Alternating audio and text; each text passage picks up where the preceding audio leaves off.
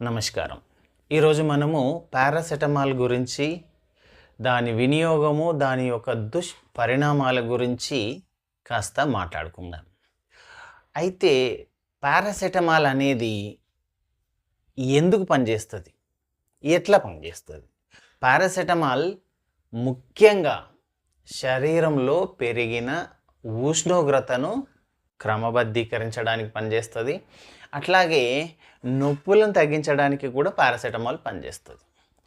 పనిచేసే విధానం ఎలా ఉంటుంది అని అంటే, పారాసెటమాల్ బాడీలో మనం నోట్లో వేసుకోగానే బాడీలో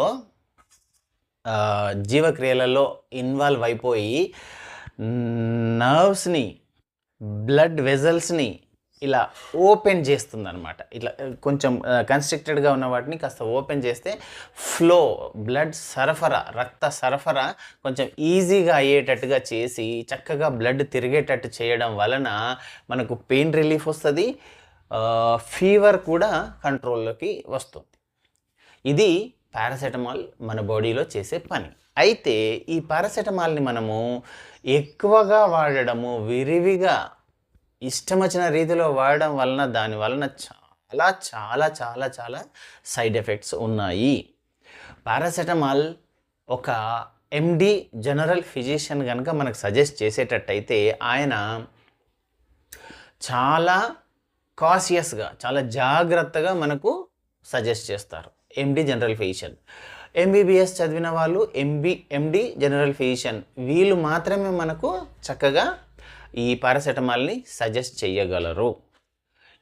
మీరు గనక మీ చుట్టుపక్కల ఉండే ఆర్ఎంపీ డాక్టర్లు ఎవరో తెలిసిన వారో సజెస్ట్ చేస్తే పారాసెటమాల్ని విరివిగా వాడొద్దు. దానితో చాలా రకాల దుష్పరిణామాలు ఉన్నాయి. పారాసెటమాల్ టాబ్లెట్ మీదనే రాసి ఉంటుంది ఇది లివర్ డిస్టర్బెన్స్ చేసే అవకాశం ఉన్నది అని చెప్పేసి. ఇంకా చాలా జాగ్రత్తలు దాని మీద క్లియర్గా రాసి ఉంటాయి. నాకు తెలిసిన క్లయింట్స్ కొందరు విరివిగా పారాసెటమాల్ వాడుతున్నారు, రెగ్యులర్గా వాడుతున్నారు. దానివల్ల చాలా సైడ్ ఎఫెక్ట్స్ ఉంటాయి అని తెలియజేయడం కోసమే ఈ చిన్న వీడియో చేయడం జరుగుతుంది. అయితే ఒక డాక్టర్ ఉన్నారు, ఆయన కార్డియాలజిస్ట్, ఒక మెడికల్ కాలేజీకి వైస్ ఛాన్సలర్ కూడా, పద్మభూషణ్, పద్మవిభూషణ్ అవార్డ్స్ కూడా తీసుకున్నాడు ఈ మెడికల్ ఫీల్డ్లోనే. డాక్టర్ బిఎం హెగ్డే, ఈయన కార్డియాలజిస్ట్, ఒక వైస్ ఛాన్సలర్. ఈయన పారాసెటమాల్ పాయిజనింగ్ గురించి చాలా చక్కటి వీడియో చేసి ఉన్నారు.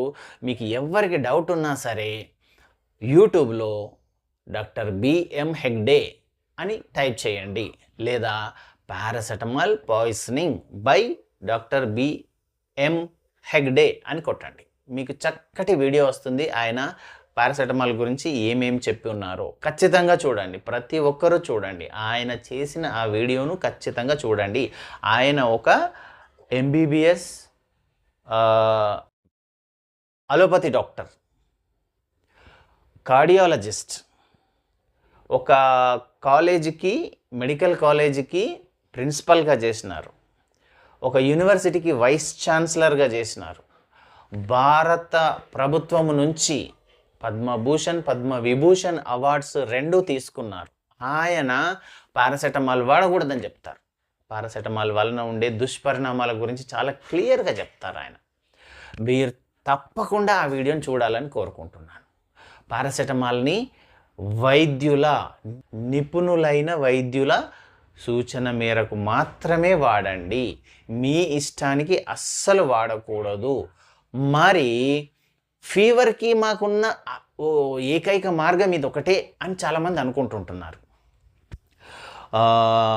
చాలామంది ఏమనుకుంటారు అని అంటే సర్వరోగ నివారణ అని కూడా అనుకుంటున్నారు. చాలామంది అంటారు కూడా, అన్ని రకాల ప్రాబ్లమ్స్కి ఇదే మందు, పారాసెటమాల్ వేసేసుకో. పారాసెటమాల్కు ప్రత్యామ్నాయం ఏంటిది? న్యాచురల్ వేలో ప్రత్యామ్నాయం ఏమైనా ఉందా? మేము ఒక న్యాచురోపతి డాక్టర్గా ఒక న్యాచురల్ వే అయితే ఉంది. నేను అది నెక్స్ట్ వీడియోలో చేస్తాను, చూడండి. పారాసెటమాల్కి ఇది ప్రత్యామ్నాయంగా ఉపయోగపడవచ్చు, ట్రై చేయండి. నేనైతే నా ఇంట్లో, నా ఫ్యామిలీకి, నా క్లయింట్స్కి నేను ఇదే సజెస్ట్ చేస్తాను. పారాసెటమాల్ బదులుగా ఇది చేసుకోండి అని నేను సజెస్ట్ చేస్తాను. నెక్స్ట్ వీడియోలో పారాసెటమాల్కు బదులుగా మనం న్యాచురల్గా ఏ ట్రీట్మెంట్ చేసుకోగలమో చూసుకుందాం.